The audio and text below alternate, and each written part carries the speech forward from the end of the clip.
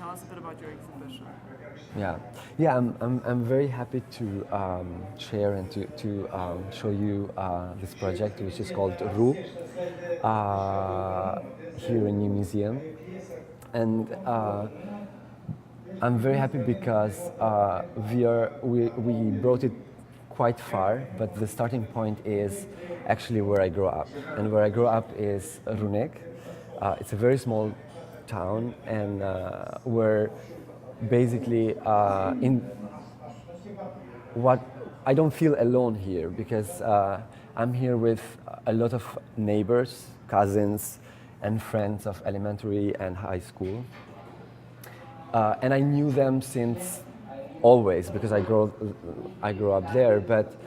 until, let's say, 4 years ago, I didn't know that we basically live on top of another civilization and on top of a archaeological site, which is a Neolithic, from Neolithic era, meaning 7,000 years ago and so. And I didn't know that friends of mine could hold in their pockets artifacts that would basically represent, or you can find otherwise in a museum. But in reality, because of the situation and all the history that we have, let's say in a larger scale, meaning the conflict that we had and the transition from basically Yugoslavia that was kind of losing their priorities and focus, to the war, and to then the new state of Kosovo. All the period of this change of systems and transition brought that to the point that the very good part of Runik is built on top of this archaeological site. And as you can see in the film, my friends and neighbors tell that even when they plant tomatoes or build a new house, they encounter the civilization, and when they encounter the civilization, then they find a lot of objects and all the traces of a possible life, from where they can imagine what was and what potentially is under earth. And when I say what potentially is under earth, after the first friend who told me about what he holds basically with him, I discovered from a house to another house, and what I was fascinated by is how we could create an opinion of what this civilization is, and how this civilization is part of our life today in Runik. And when I kind of try to dig further of why this situation was created, which is basically, in a sense, it is the most perfect way of how art could influence the everyday life and our life in now. But in another way, like when I ask myself why these things are not in a museum, I could say that all my neighbors and me, like, if we see how nations, or like how Kosovo institutions or Serbian institutions use these artifacts to appropriate them and to explain their narration of history through them, and how how a little care was given to them. But in the same time, if we can see that how from 80s, when the last digging happened, how basically we had no feedback, institutional feedback of what the civilization was and where these objects were. This complete absence of institutions, an institutional care, lead to and the fact that they took everything that they found from these diggings. What it leads is a lot of space for imagination, and this imagination is what also affected me. And this possibility, just imagine that they digged in one hole, and the rest is uncovered. And what you can follow now in the film is that we all have stories of how we encounter this object still, and how immense the possibility to find more from the civilization is. And what I want to bring here is that me as a citizen, I was super curious to know what they found in 80s and 60s, all archaeologues and all the diggings, where they left. And what I found out is that the good part of them are in Serbia, in Belgrade, and they were taken in 97 together with all other 1,600 artifacts, and they never came back. Another part are the museum, but the archive is an unknown space where they don't know what is where. So what I started to find is catalogs. For example, I found through a very good friend, Dren Malici, the catalog of the exhibition that was done in 97 in Serbia, and where they were all the pictures, including ocarina from Runik, which is maybe the most famous artifact from the civilization. And then I continued the research through my other friends, through the museum, through the other archaeologues, and in 4 years of research between my neighbors and people that I knew in Runik and all the kind of archives and images I found, I collected 505 objects in total, including fragments. So I treat it as, also in archaeology they number with a code everything they find. And actually the title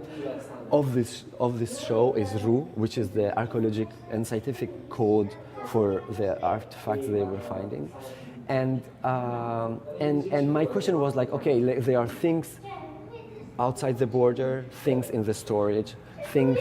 in the people's mind, things that we don't know where they are, but they have an image, but they don't know, So all this impossible way to see together what the civilization looked like and what this would be if we would dedicate a display and would share it publicly. And the fact that in Belgrade I couldn't see them, in Pristina I couldn't see them. And as a citizen, of course, I was like, when it's going to happen that I can start to understand more and identify myself with something like this, like, even just as a curious person. So like, after thinking and after looking for a long time these images, and one of the passions I have is kind of observing birds, and a very important way of surviving of birds is migration, and they of course do this for their survival, but like it's their ability to, we look birds as something that represent kind of freedom, but the migratory bird is a bird that lives and travels very far, but they know how to come back. So this idea of the difference between, exactly, the bird or migratory bird is that I wanted to find a solution to see this collection, but in the same time of knowing what is the starting point, but in the same time freeing this collection from trying to see this as Albanian way of kind of what could be like my way to identify myself through them, or so like the dream would be to really free this part of the collection from any national and narrow way of how we would read something as culture, and so transforming these objects in a migratory birds, and still you could see that the object is also a possible bird. It was kind of my dream, and that's why I'm super happy to be here in the museum, because that's what, with the curator Helga Kristoffersen and with my team Leonardo Bigatti and the galleries, and that's what we could actually do, and this is kind of a dream for me, and I'm very happy to bring you in inside the second part, which is an imagined landscape and kind of a fictional landscape, which in a first look looked very natural because it's made with trees and earth, but it's just an imaginary landscape and lake, and a floating lake where the 505 birds could kind of feel safe, and and wanted to come and be here. And this is the idea of a migratory bird station, where they are just here before they go somewhere else. So yeah, this is the... Yeah.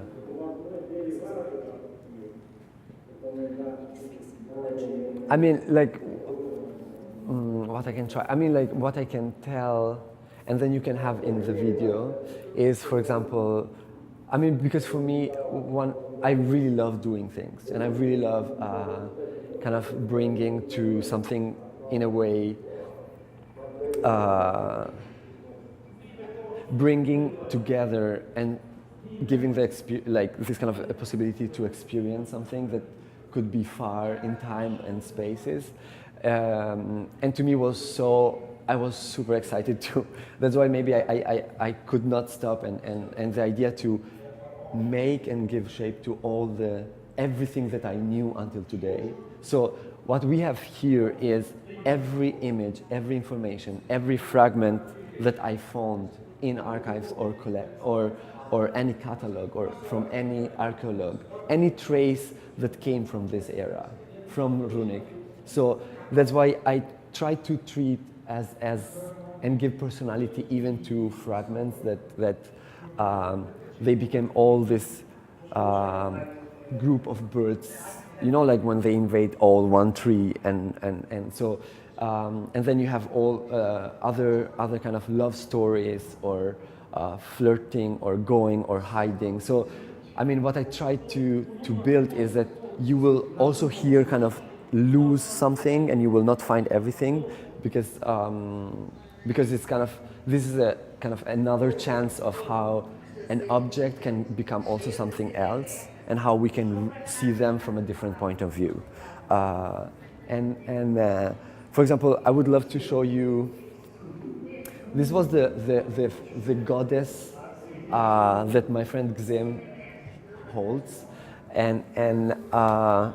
it's a female Venus figurine. For example, what we have here, we have also the oldest musical instrument that we call ocarina of Runik, and thanks to Shachir Hoti, which we know, basically I was taught to how to recreate and to build.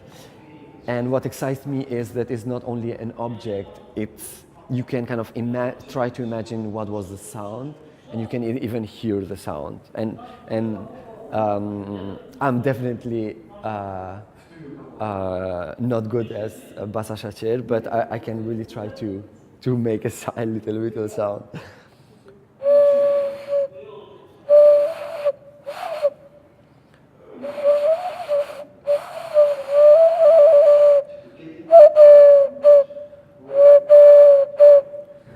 Yeah, and I'm so amazed because like it's so timeless, and the sound for me is so fascinating that, I mean, this is a remade. This is nothing here is original. This all come from images that I saw in different books. So they're all now, like, I try to follow the shapes. What is beautiful that, they were using all basics like bones, horns, stones. And to me, also from a sculptural point of view, like, this was the first time when human beings were starting to use what they had around and put different materials together to build something else, like to change the earth and the world around. And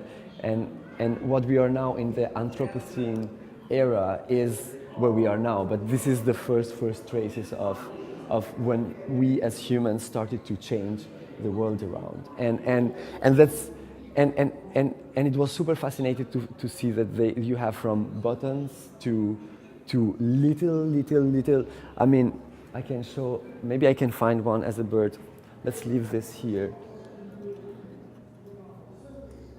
But you have something like this, that of course was a pot, but you have so many things that I...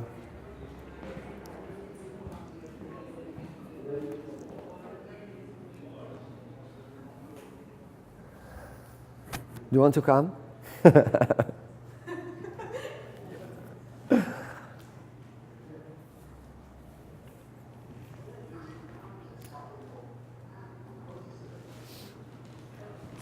So basically, like in the archives that I found, like you have also objects that are less than 1 centimeter, and they are, for example, these two friends here that became part of the other bird. So you really have, through this very simple objects, you can really imagine the life of this civilization, for sure. And the fact that they had even a musical instrument or goddesses or all these other elements that were definitely not only for everyday like surviving use, but also on something that you could adore. For example, these are the altars that you would put the goddesses. And here now they became two lovers. And yeah, many other things. So for me it was extremely, extremely interesting to kind of give shape to them and to spend time. And this spending time was also the way of really getting near and then it's kind of a game, because to me, like transforming each of them in a bird or a possible, like giving to them a personality of movement, it's the part that I really adore. And also this idea of how we use the history, or maybe the and how we can kind of I don't know, like this temptation of just free it or appropriate it or give another point of view. It's kind of maybe the purpose of all this action. And yeah. For example, this other object here, this was a vase with a painting, and this,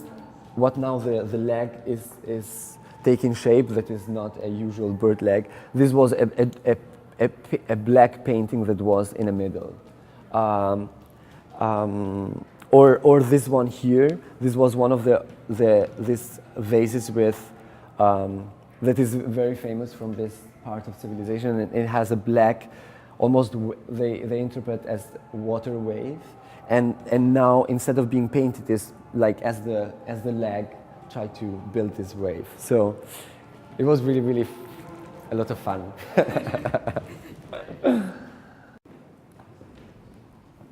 No, one of the things that I was really touched when I started more the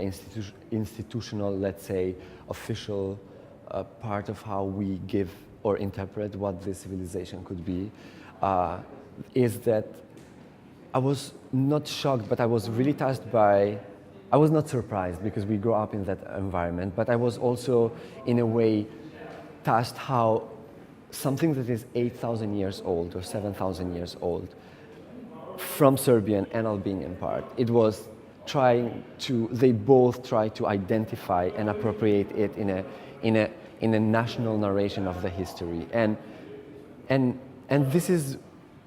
I don't know, I just see as a young generation is kind of really our time to really put this as a question, because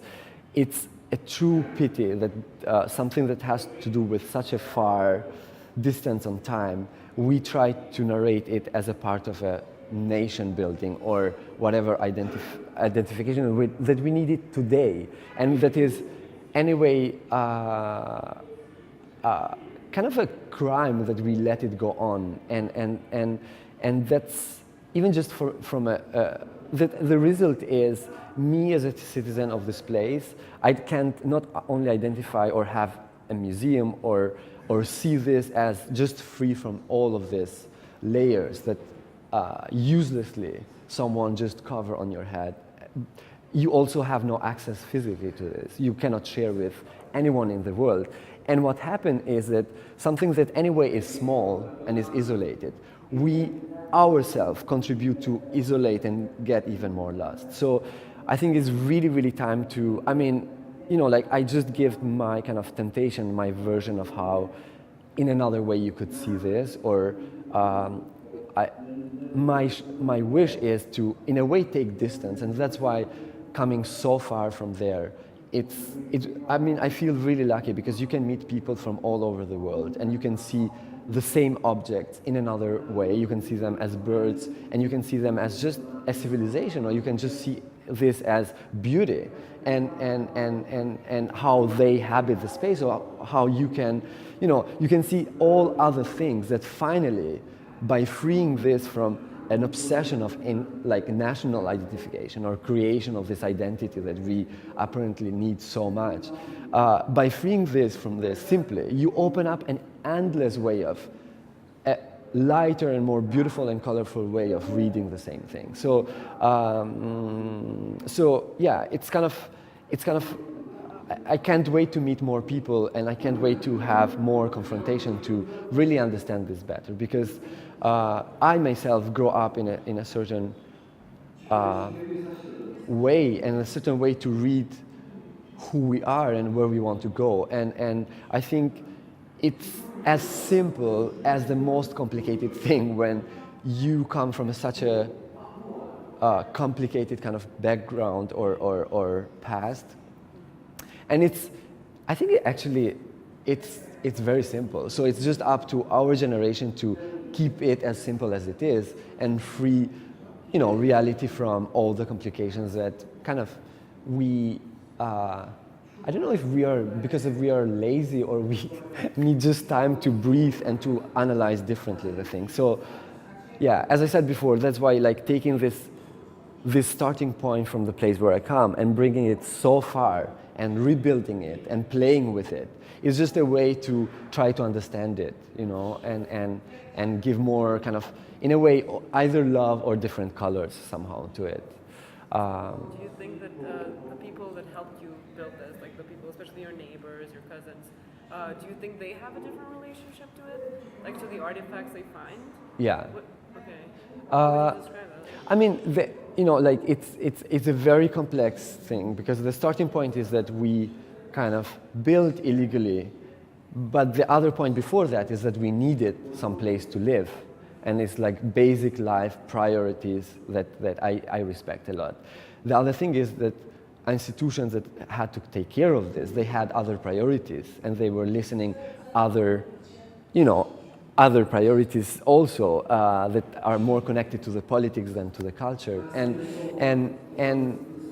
and this leads to this kind of mixed and complicated realities that we find ourselves today. My neighbors, I mean, we live near and on top and with the civilization.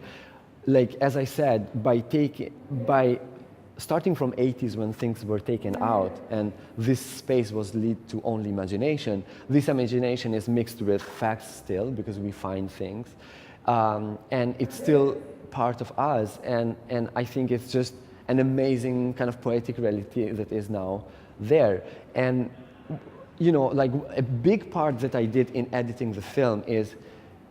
because I had to spend a lot of time, drink a lot of teas, and spend together in the garden, in the houses, to go from the fact that they are something national to the fact that they are and maybe I spent 4 hours to have then 10 minutes where we had this inspiring moment of just seeing them as a global vision of how humankind started to live, how the world was created, how here was a sea, how even Adam and Eve came through Runik and they stopped to Runik, and how like this kind of, we connected finally to something that is so free from any local,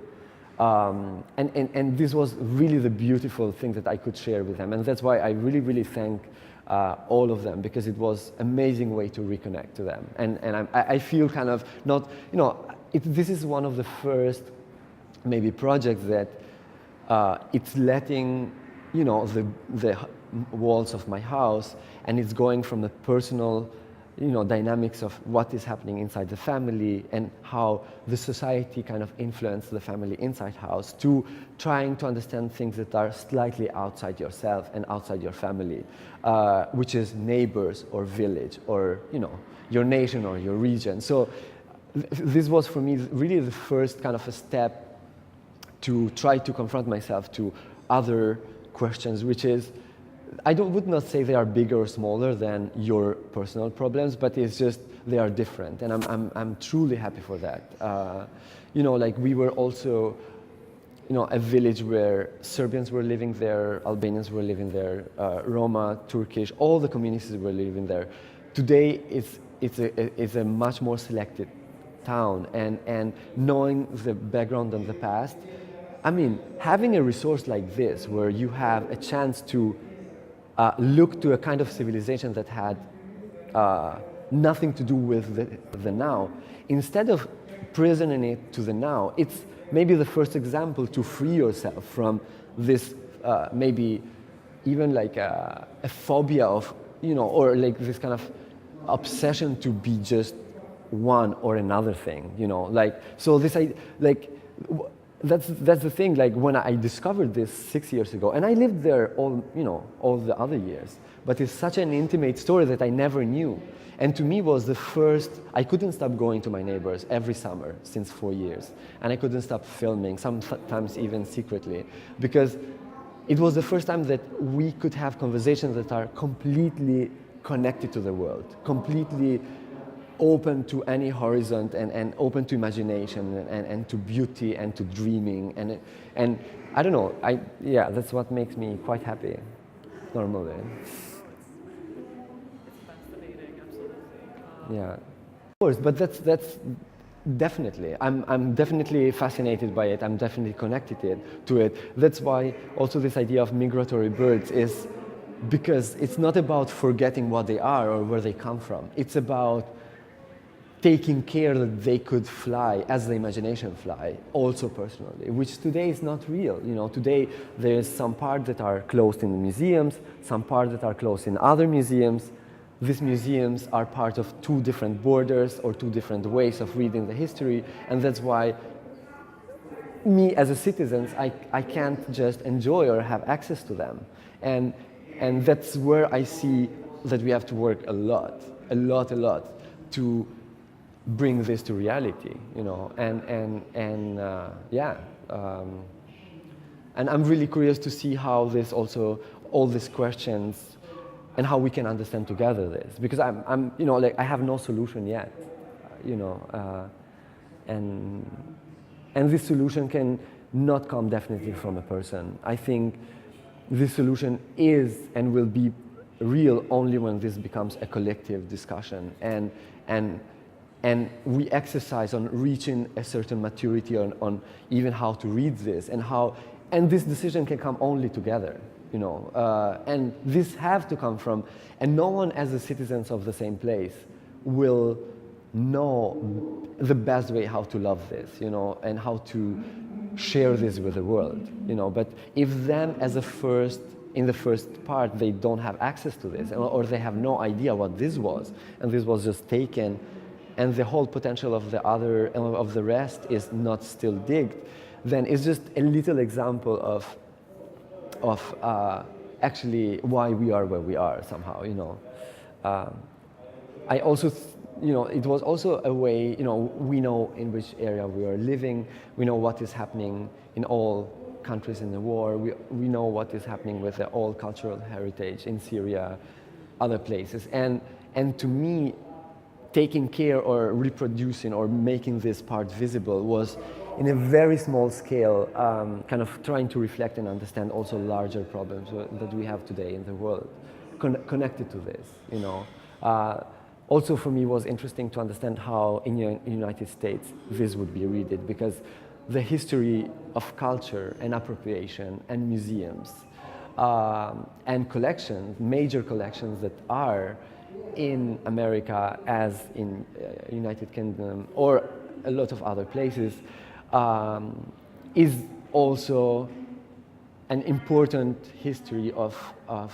actually appropriation and reading history through taking something and displacing something and reading it as you need to read it. So, and we are, you know, in a larger scale, a lot of countries are dealing with this, you know. So yeah. I was fascinated by this, and this was a pretext to work and understand this better. Thank you. That's just fabulous.